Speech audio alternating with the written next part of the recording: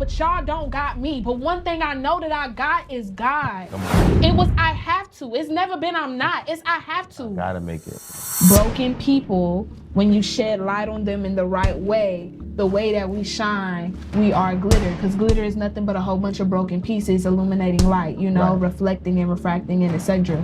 This project that you did with Easy Ola, yo. Put it on me, baby, it's the bomb. It's the bomb. Couple rounds, we go on and on. On and on. You be baby, I be at the show. At the show. Put it on me, baby, give me more. It's hard to believe that you are somebody and that you're going to be somebody when you're also praying when nobody's around that God takes you out in your sleep because you don't want to be here. My mother's father was racist. So when he found out she was having a black baby, I had a real South Carolina story. They was like, hell nah. I ended up finding different places to live. I ended up having to hop on different houses. I mean, how old are you? Like, I was 12. As a kid, you can become consumed with guilt because you don't have an adult walking you through these feelings. I'm getting told from my friends, hey, your mom's sleeping in the park.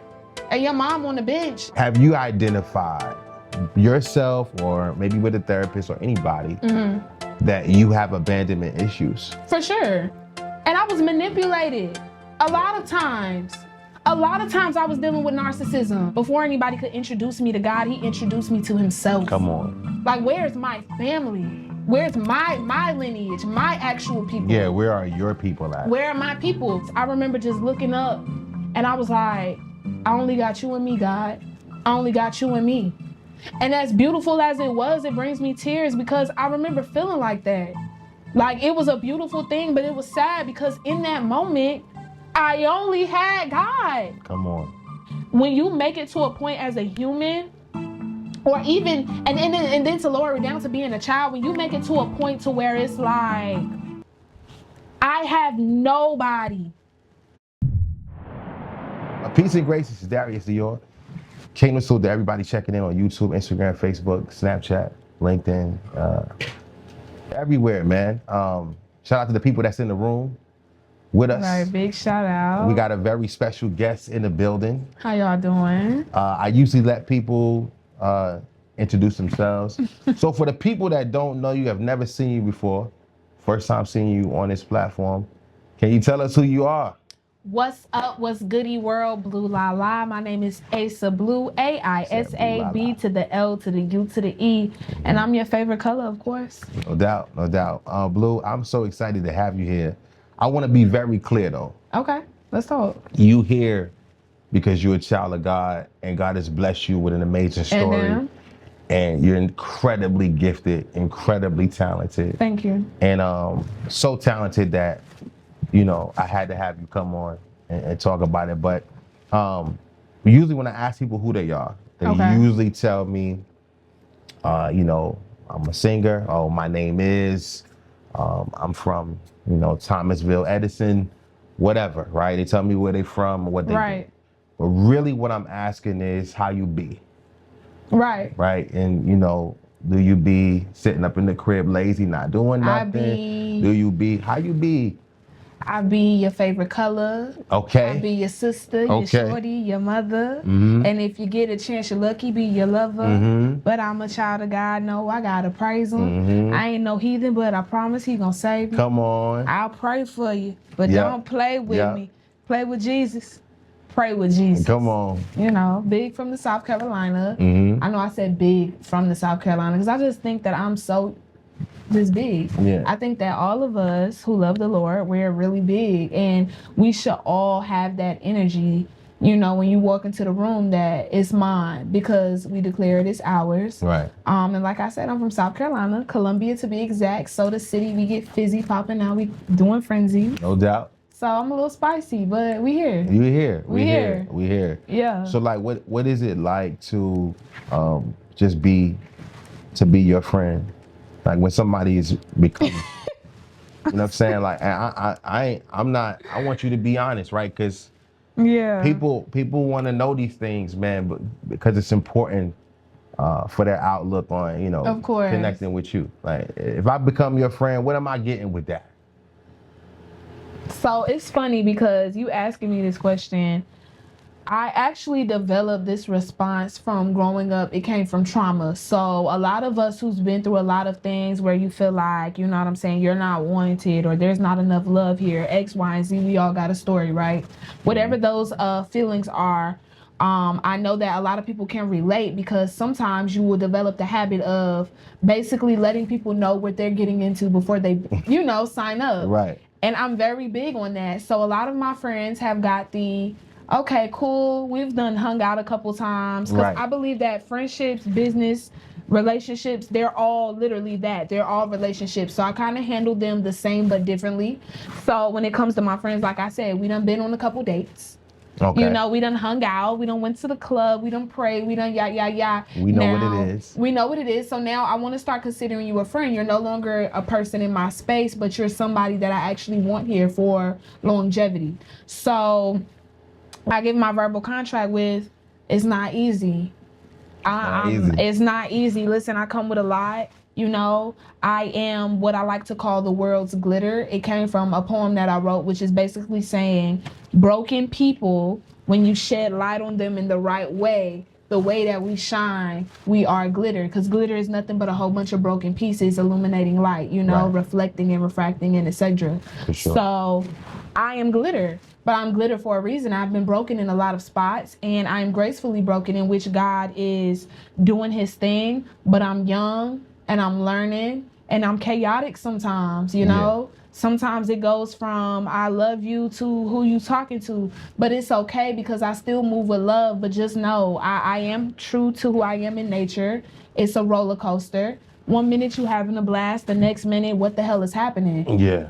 But we make it to the end safely every time. And you won't want to re-ride. Yeah. So just chill. Just chill. Just chill. That's the I like verbal that, contract. man. The way she packaged that. I Yeah. mean, you know what I'm saying? The way she packaged Just chill. Get a little crazy, but Listen. just chill. You are an amazing artist. You can freestyle off the head with singing. You can freestyle, write something right away. Mm-hmm. The best thing to do, what I've learned about you, is just start recording. You know what I'm saying? For sure. Be it to, put the Pro Tools on, put the camera on. Yeah. When she Yeah. pop up, just Yeah. record right away, automatic.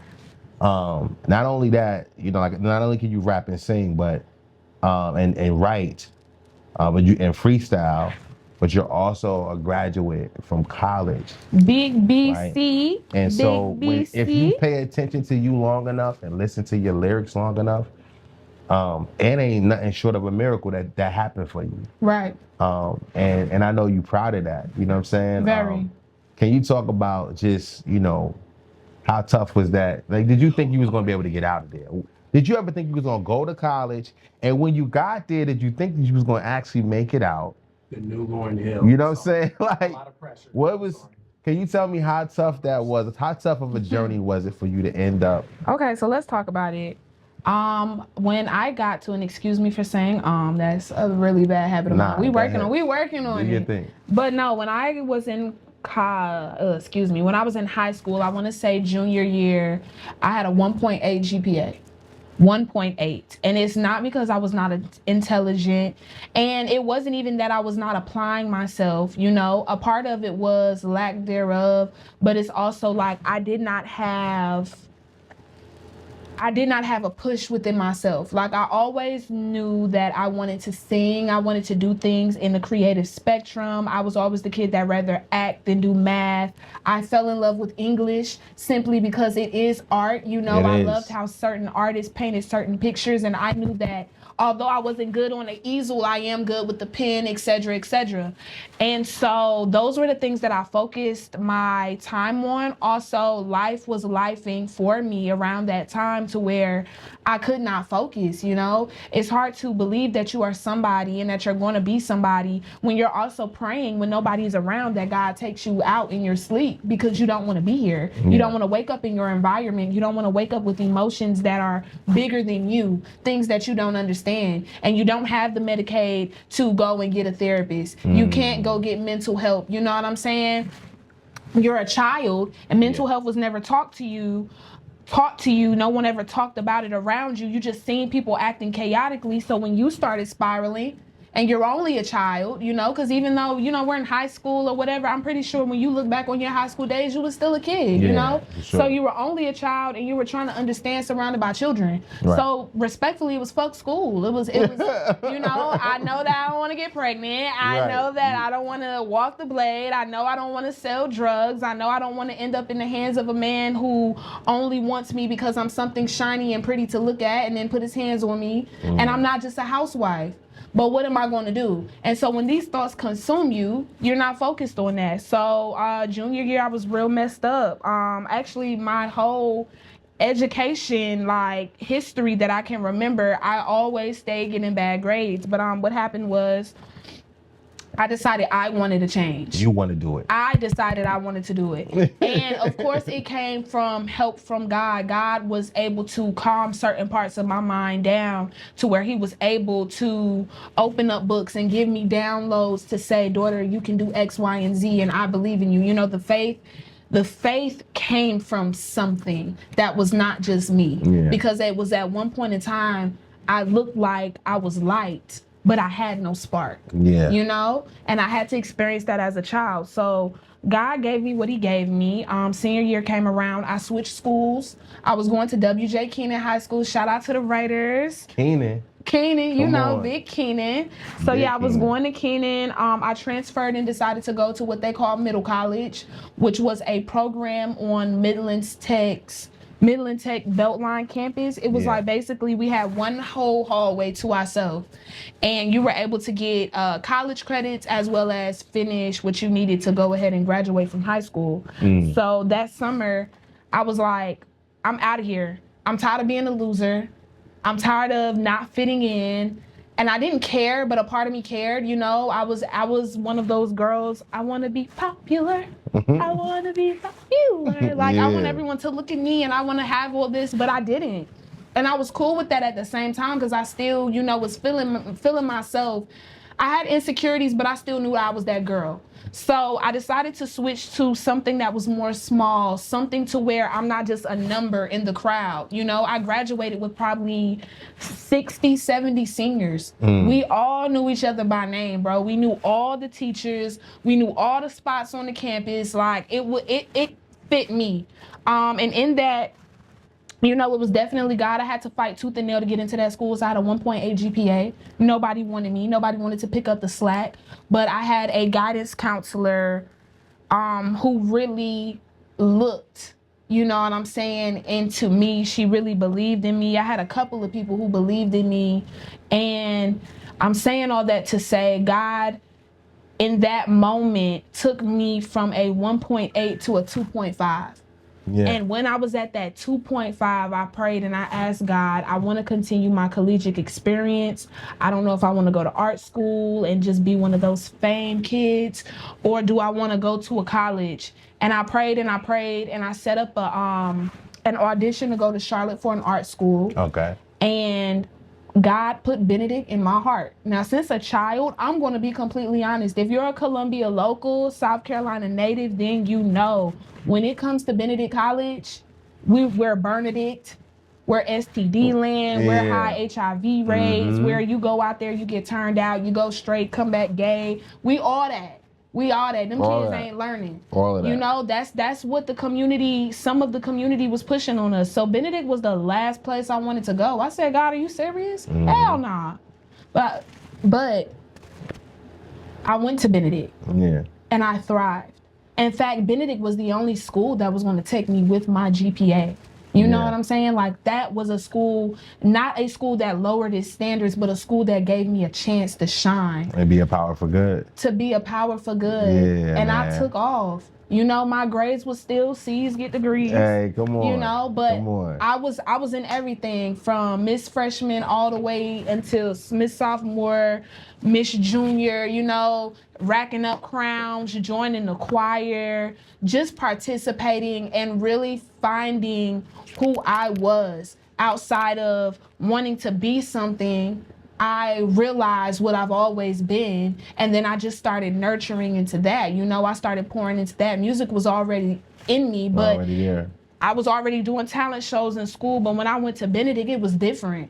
Them kids had to hustle. Them kids, it was kids my freshman year coming out with mixtapes and albums, having release parties in the dorms. Like, Benedict was Black BET. Like, we at Benedict, even to this day, we are Black Hollywood. We are Black arts. We are where you need to send your children to be the best businessman, businesswoman, you know what I'm saying? The best politicians, Big BC. You know, it's really greatness that come from them walls.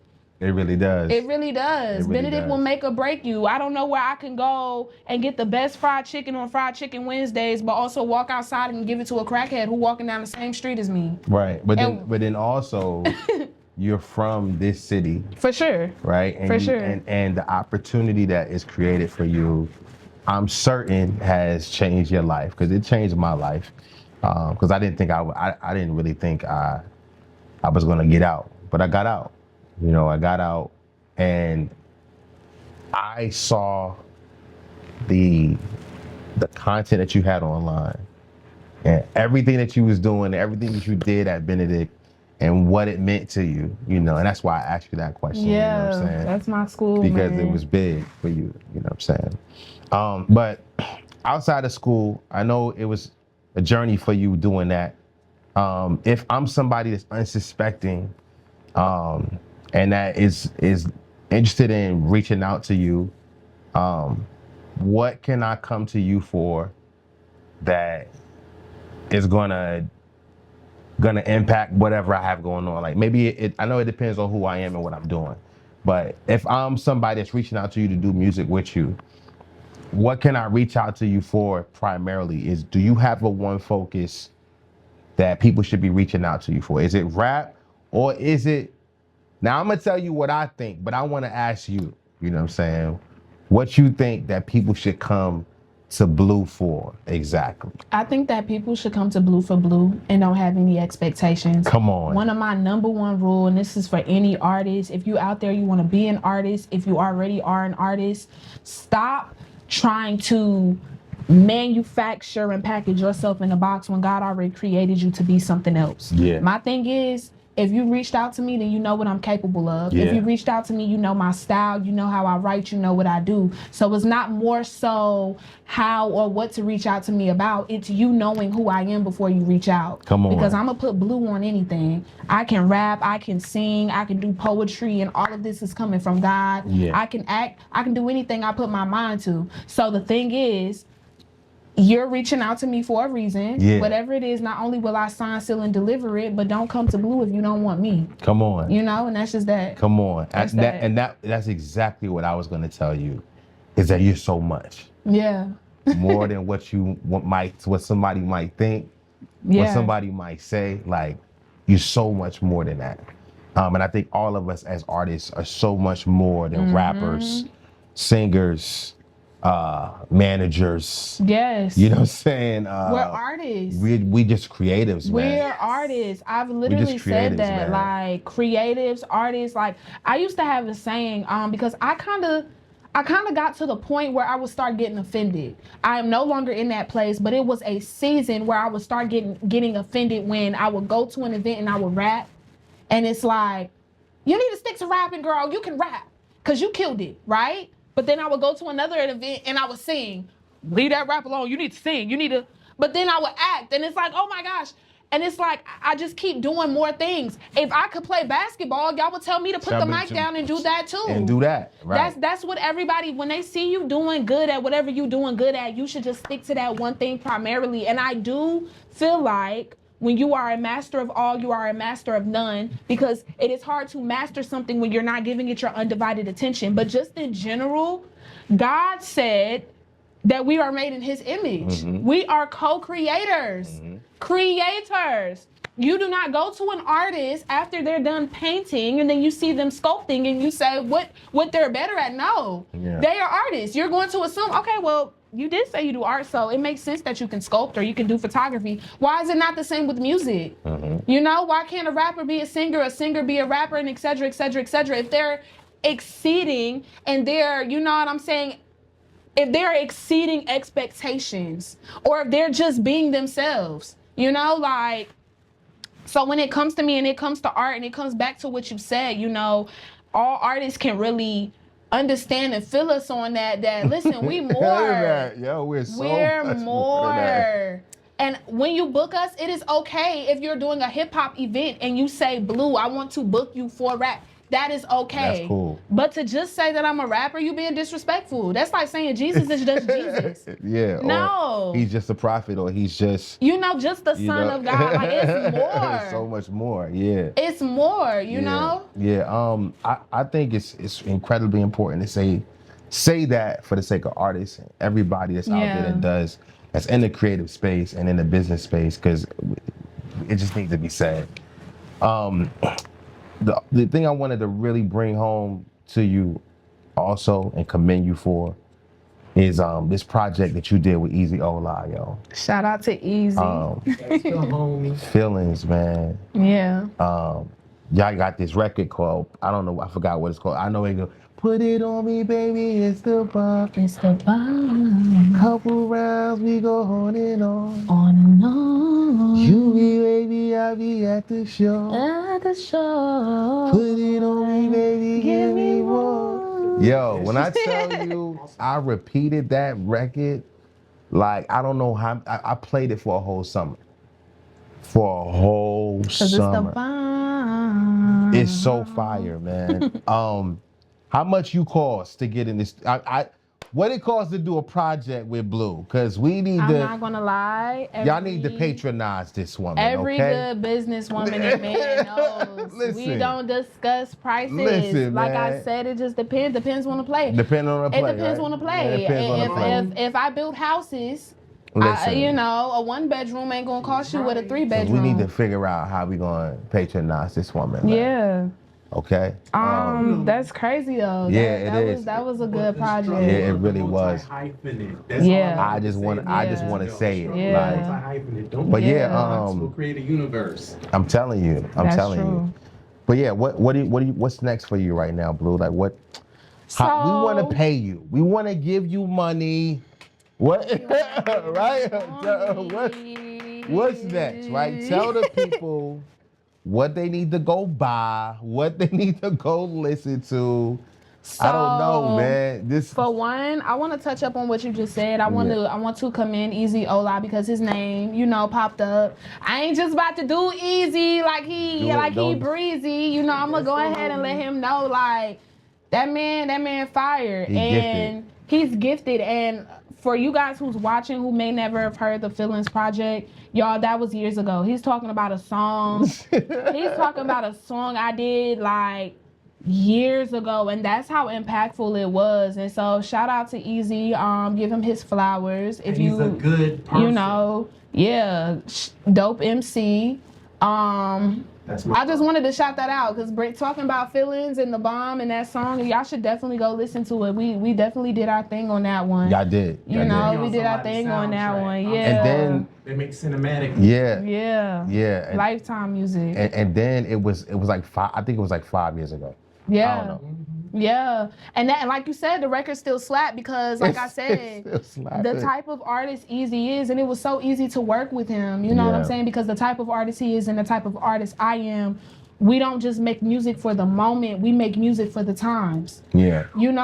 That song, The Bomb, I'm not about to sit up here because when y'all listen to it, it is more so talking about intimacy and you being with your lady or your man or whoever, cuddle buddle. But the whole point of the matter is, I don't care if you 60 years old, 10 years old, 50 years old. We all know how it feels when you have that certain one and it's like, put it on me, it's the bomb. Like, give me all of you. So shout out to us. Like I said, he does make lifetime music. And to go back to what you just asked, what can you guys do? How can you give me money? How can we support How can you support? Right away. Right away. Listen, I take donations, okay? 50 cents a day, you can raise a superstar. You understand? Come on. So enough numbers that make sense, Listen, $1 is a dream. C's get degrees, then change makes money too. You understand? Yeah. So We can always do donations. Always do donations. But on some real stuff, what's the Cash App or what's the? So my how Cash we gonna do App, that? you can go to my Instagram _thoughts in blue. All that information Is will there? be linked. It Follow will be you on there. Instagram Follow at me Thoughts on Instagram. in Blue. Thoughts in your head in blue. Yeah. And jokes aside, you can support me by just streaming my music. Sharing content, y'all. One share. You never know who's watching you to watch me. It really just. Teamwork makes the dream work. There's no artist, anybody who's successful at anything that they're selling or doing, there's no way that they can do it without the consumer. There's no way that I can do it without you. And what I mean by that is I'm going to make music whether people listen or not, whether it's making money, whether it's not, even though it is. Yeah. Amen? Now, the two, right. the Naked. Right. You talked about sleeping on people's couches. For sure. And I'm gonna ask you about that. It's a testimony song. It is. But then you have this latest record that you just put out. Dimensions, which is phenomenal. Yes, thank you. So I'm gonna just add to what you just said. Please go buy or stream those two records. Those two. Those two records They're are phenomenal. But yeah, you were sleeping on people's couches. Can you talk about that? Yeah, so like you said that like real loud on the record, like because I think that as humans we glamorize people. Yeah. I know that I remember when I did it. I was actually just talking to my bae. Shout out to my bae, my girl. But shout out to bae. Shout out to bae. She's here in the room with us. Yeah. But no, we were just talking and. I think we was getting Chick-fil-A and I was just smiling. And sometimes we'll have random conversations. And I remember being a little girl. If you came to school with Chick-fil-A, or if you was getting Chick-fil-A on your lunch, you had money. You had that money. You had money. Mm-hmm. And look at me now, getting a random waffle fry whenever I want, So just to go back to those moments, and I take that now as an adult, that we see things and we glamorize it. Just because she's smiling or she can sing or she does not look like what she's been through or he smells good and he got a nice car, you would assume that they got everything going on, or just the opposite. If you see somebody in rags, you would assume that they're poor. Oh, you must be dirty because you didn't wash your face. You never know what somebody has going on, There's people who've given up all their riches so they could have rags because they understand that there's more than money. And then there's some people who look like they got everything because they understand not coming from money, that you have to look like what you not going through. You gotta go and look better to feel better, For sure.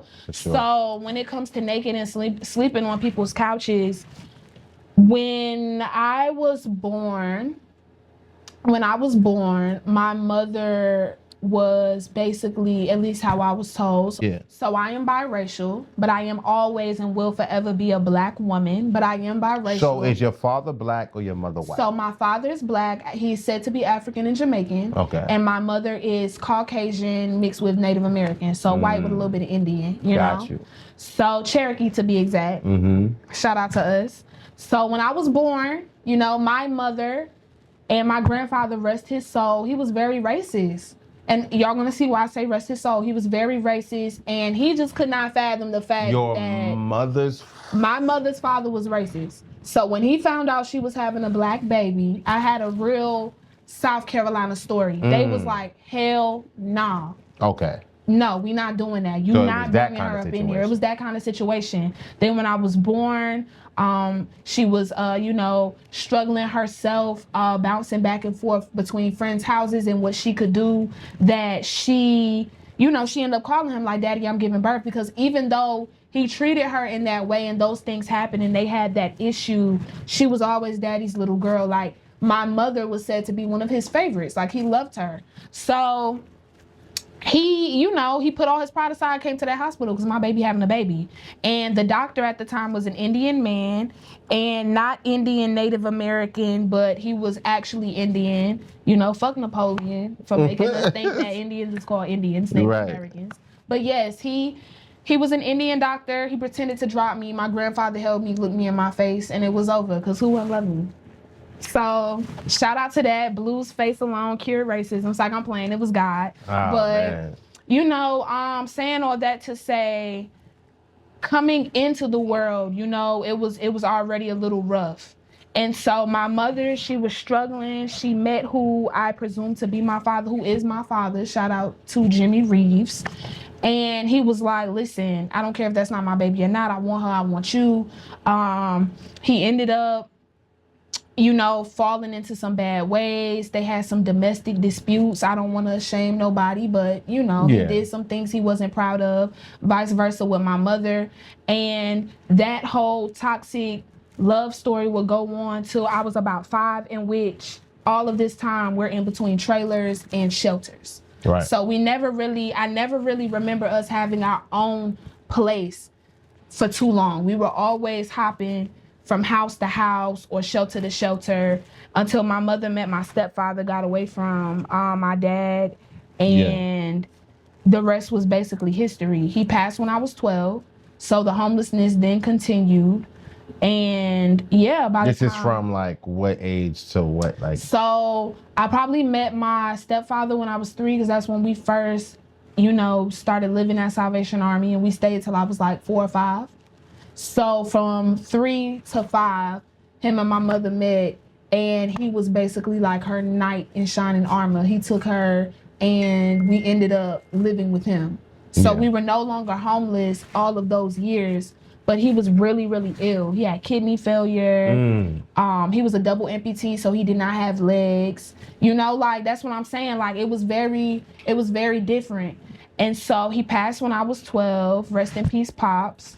Because that's my father as well. Rest in peace, Pops. And then my dad, Jimmy, started coming back around. And then I found out at 18 he was not my father. Not to just keep unpacking, but there's a reason. When those things happened and those things started to spiral, I was always one of those kids, like, I'm not sleeping on a bench. I'm not going back to a shelter. Back to a shelter, yeah, right. So when I was 12, even though my dad came back around, I was not living with him. So I ended up finding different places to live. I ended up having to hop on different houses. How old are you? Like, I was 12. So I'm asking friends 12? to stay the night. I'm telling them the situations I'm going through. And there was a woman, Mama Gina, who became my second mother. She did pass a couple years back. I love her. Rest in peace to her. She took me in when I was in 4th grade. I met her. She took me in when I was 12.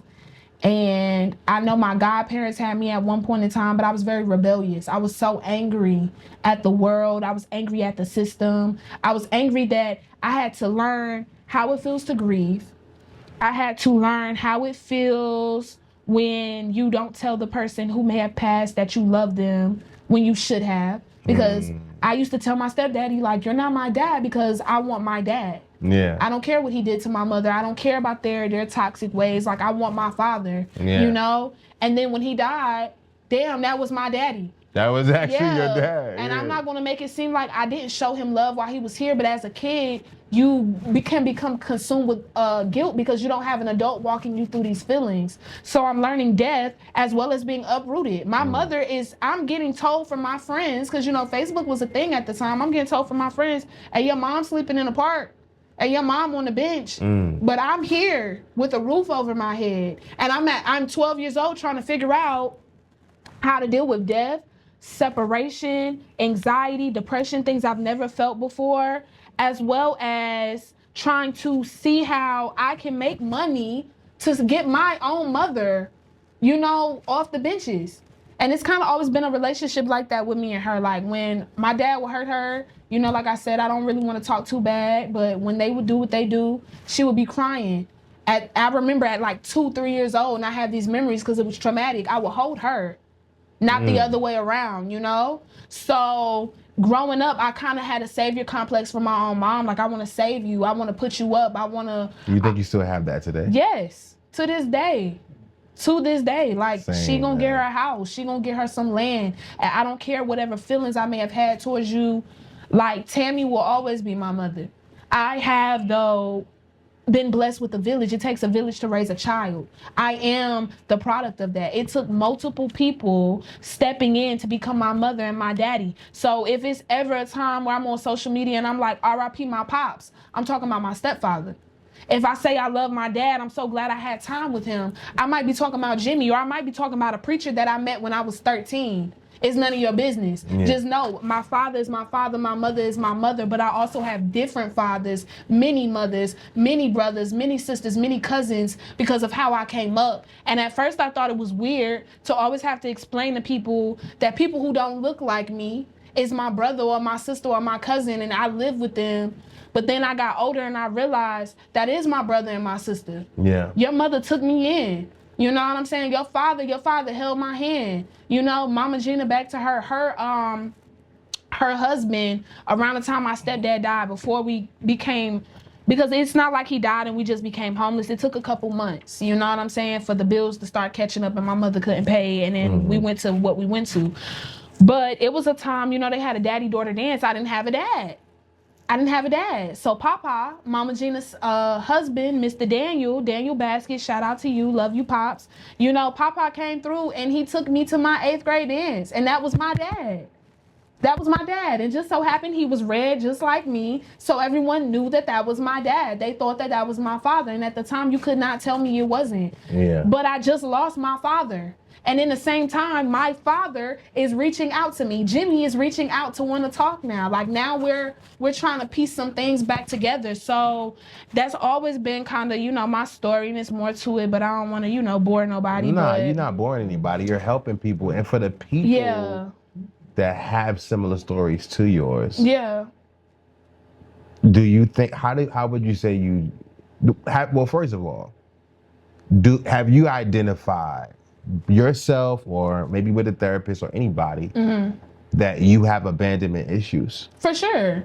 So I actually just started therapy continuously and for real the first time back at the end or like middle of 2024. So it's probably going on a year now that I've been seeing a professional therapist. Shout out to Calvin Graham. He's amazing. Salute to Love Calvin. you, Calvin. And in his terms, the baddest bitch. Yeah. But I love Calvin, yes.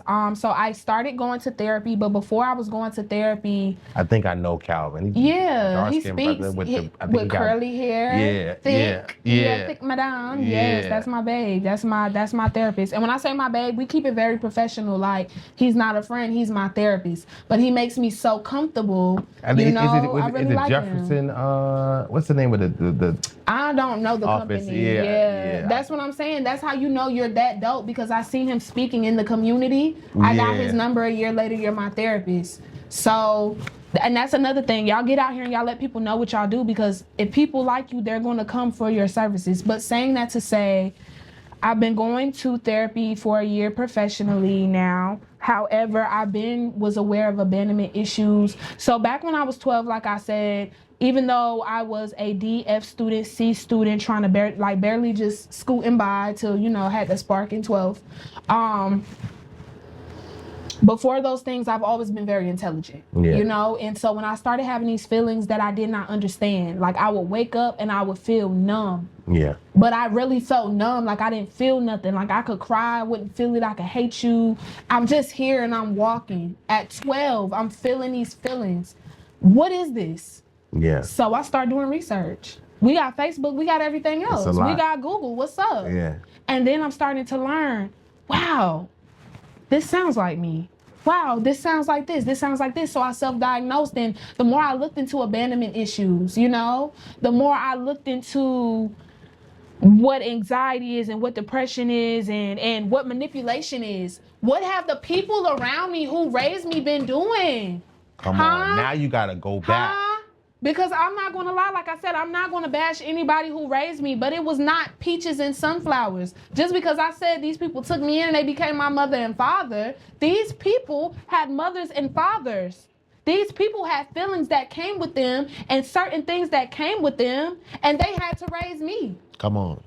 And I was manipulated a lot of times.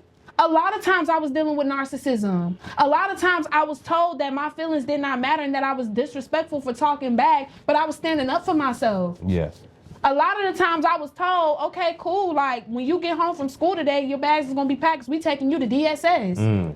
You know, threatening me. It was a lot of times that I went through some stuff because I was not heaven. I was definitely hell on wheels, but it's because I was going through hell because I was a child. Yeah. So I had to read. I had to figure out what was going on with me and my sanity because I was suicidal. I don't want to be here.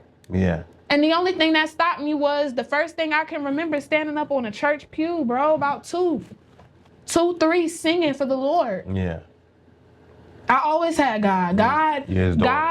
God knew what was coming, because before anybody could introduce me to God, he introduced me to himself. Come on. I had a relationship with God before anybody told me anything. I had gifts. Yeah. I knew things that I shouldn't know as a baby. You know, I talked about things and I seen things that other people could not see. But it was because God was showing me at a young age, hey, listen, you might get to a place, you're going to be places where they're not speaking my name. And it's going to drive you insane, and you're going to want to take your life and you're going to want to do these things. But I've always been here, and I'm here.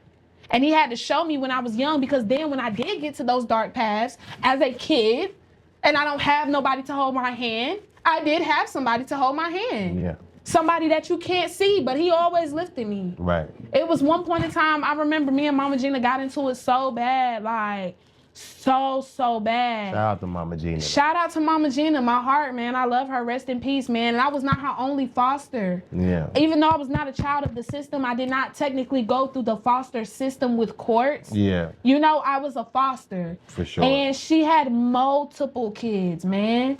Like, luckily when I came, it was just me and her actual kids. And so this is here in Columbia. This is here in Columbia. But Mama Gina was the candy lady. You grew up in Greenview, 555, Crip Territory, Big Shout out to Blueski. Greenview. Shout out to Greenview. You grew up. You knew Shout who out to Mama Gina Greenview, was. man. You knew $1 was going to get you 100 Fruities. And you knew you could come to the house and see her cute little daughters, us, 'Cause Mama Gina counting was a them hustler. out. She was a hustler. And she was also severely disabled herself. She had cerebral palsy. So she couldn't move her hands. There was times Mama Gina needed assistance in the bathroom. But Mama Gina grew to have multiple children that were not hers. A successful marriage, a successful house, a successful businesswoman, stay getting money. Yeah. Yeah. I could have had Jordans if I wanted it. You know what I'm saying? Like, for real. Now, I'm not going to make it seem like when I got with her, it went from Cinderella. No, she definitely upped the outfits. But Mama Gina was big on, if you in my house, your mama need to take care of you. Yeah, I got bills to pay for it. So I did not have the latest shoes, even though she might have had the money, because there was things that we had to do. But we got into it one time. And my heart, I don't remember what it was about, but I remember my heart was broke. Yes, and about life, and about what I was going through, and about that I'm even here in somebody else's house that does not share my blood.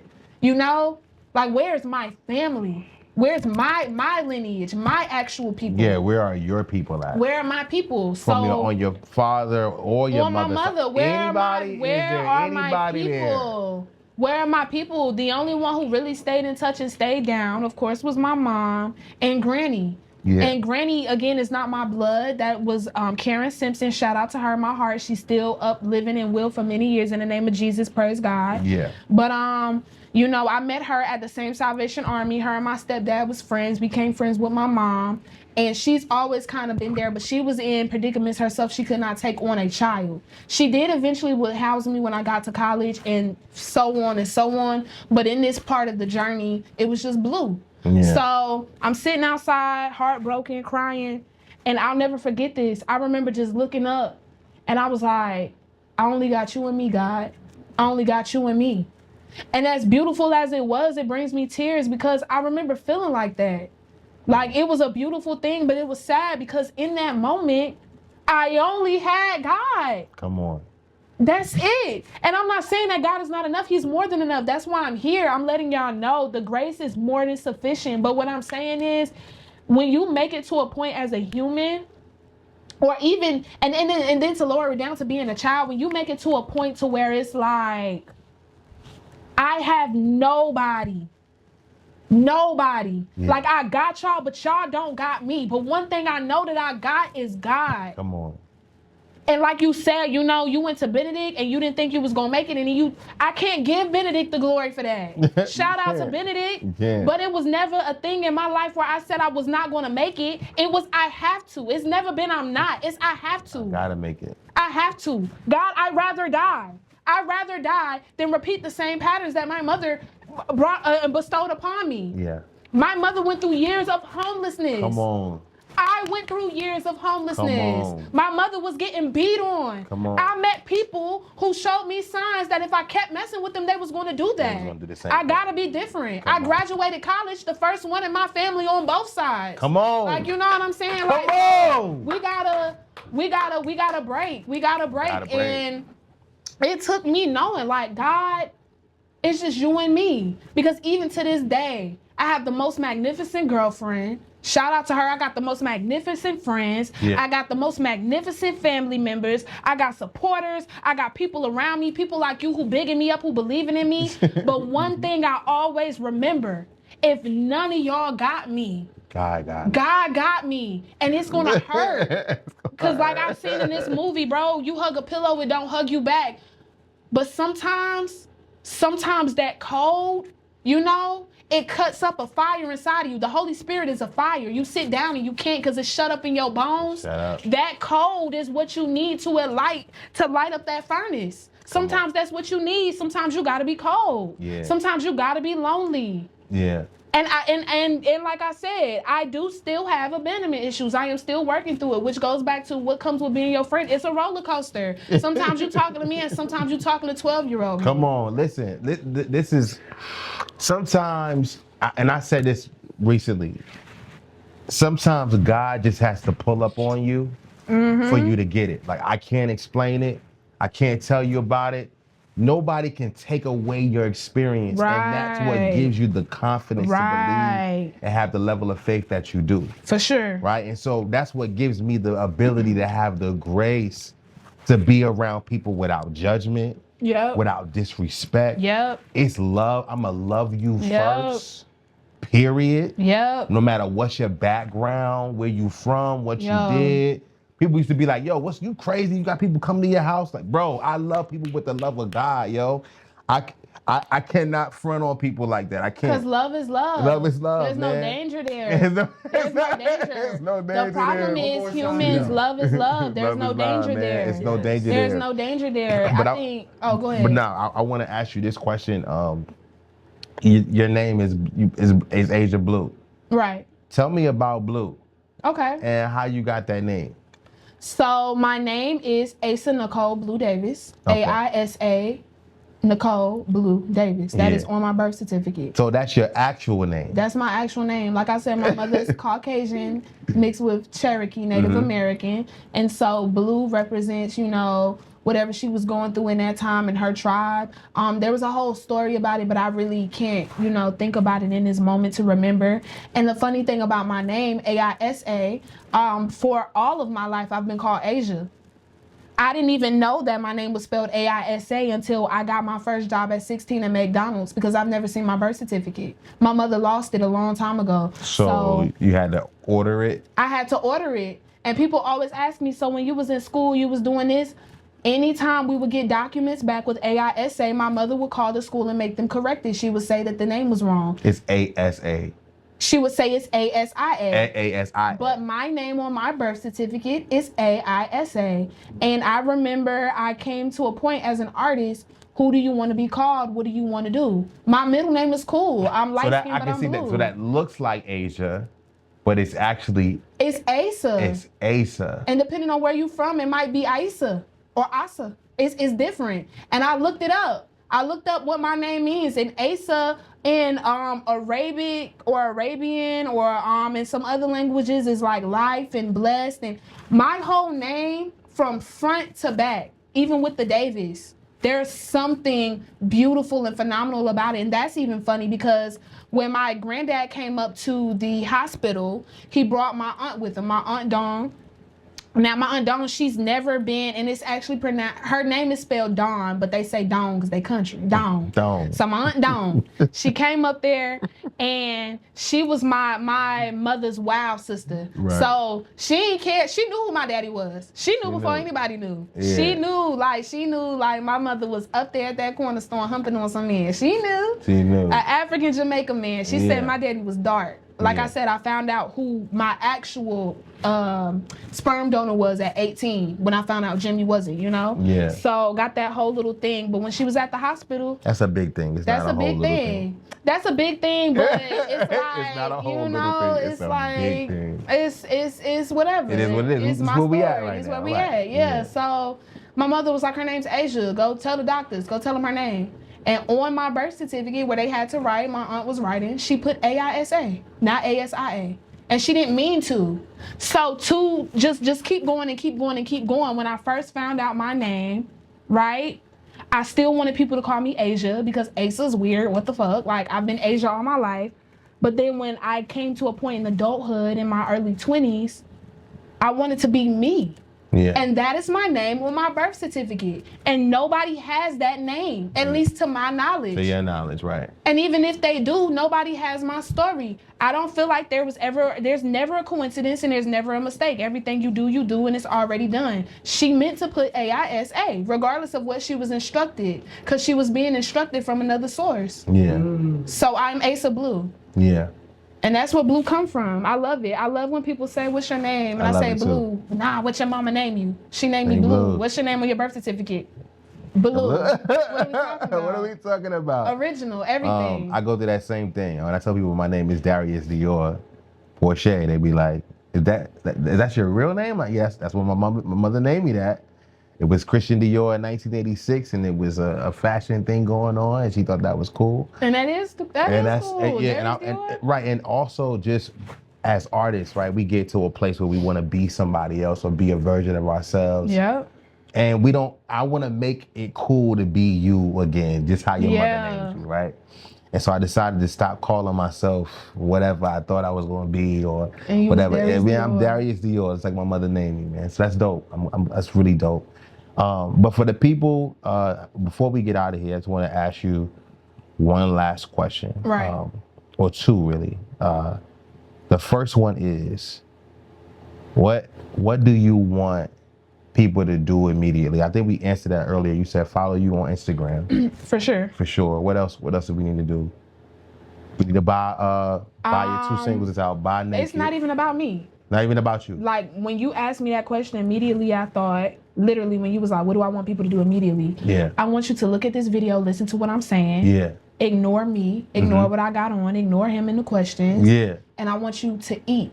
Yeah. We feeding you. We feeding you. And this is some good stuff. And it's not because it's my story. And it is just, it's a lot of things you can pull out for your personal life. For sure. I know I'm not the only one who's been through what I've been through. Certainly. You know, we all got a story. So I want you to eat.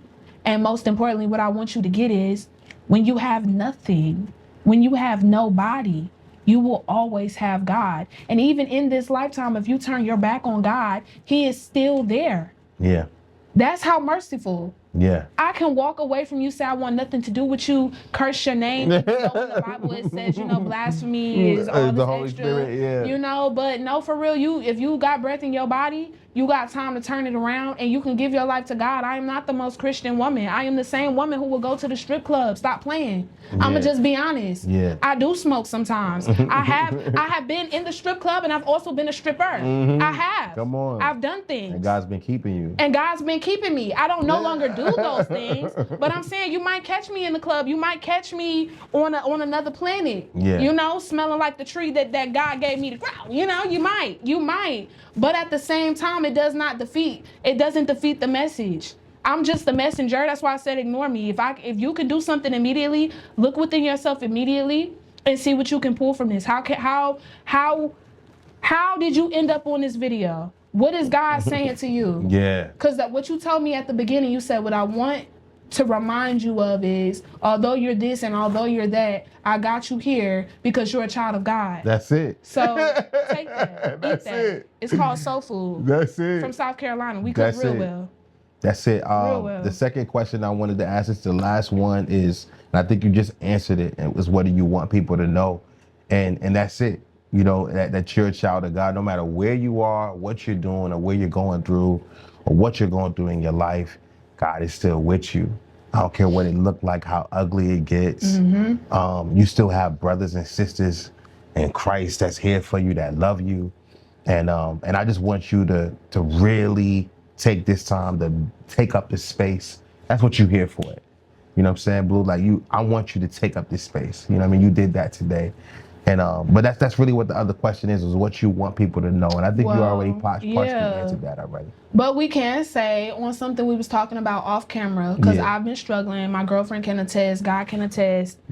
I've been going down the rabbit hole of P. Diddy and sacrifices and demonic contracts and selling your soul and who you gotta sleep with and right? To the point to where y'all, I literally consider not doing music, at least in its highest form, because I have been terrified that when I get to a certain level, because I know that I'm like that. When I get to the Bluonce level, not Beyonce, Bluonce, right? There's gonna be there's gonna be stuff. And so if I could tell anybody that's an artist who may have been struggling with that and who is a child of God and who says, I don't want to give up no butt. You know, I'm not trying to sleep with nobody. I'm not trying to kill and sacrifice, or however deep the rabbit hole goes for you. I want you to be encouraged, because what me and Darius were talking about, and he doesn't even know that I've been doing this type of research. LaRussell, okay? It's people like him. You should look that artist up if you don't know. I think he's from Cali. He fire. He's independent. 100%. Stay independent. There is a way to make it, okay, to that top level where people are listening to your music. But the thing is, for one, you got to stay real on this level, because the devil is getting you to sell your soul here, not up there. Right. He's starting here. He's starting to plant the seeds here. Pay attention. Don't do nothing that go against your morals. But for the most important part, don't sell. Don't sell your royalties. Don't sell your masters. Keep it. Find a way to crowdfund. Find a way for your community to support. Get on what me and Darius, Mr. Dior, been telling me about. Get with your community. Build yourself up. Don't go to all of these people. If you're going to do it, make a deal as in and out. But don't go to these people, and it's going to keep your soul from having to do things. Nobody's going to tell you what to wear and what to take off and when to do it. Yeah. Nobody. So take that too. If you're scared, you do not have to do nothing demonic or go against your will. Just be yourself. God was making musicians before these record companies came about, bro. Come on. Come on. Man, I think we're going to end right there. For sure. It's Darius Dior, it's K Media. Aisa Blue. It's Aisa Blue here, man. God loves you. I love you. God forgives you. I forgive you. God forgives me. I forgive me. And 77 times. Man, listen, man. You. Peace and grace. Salute. And mercy. I feel like we need a prayer before we even have a conversation.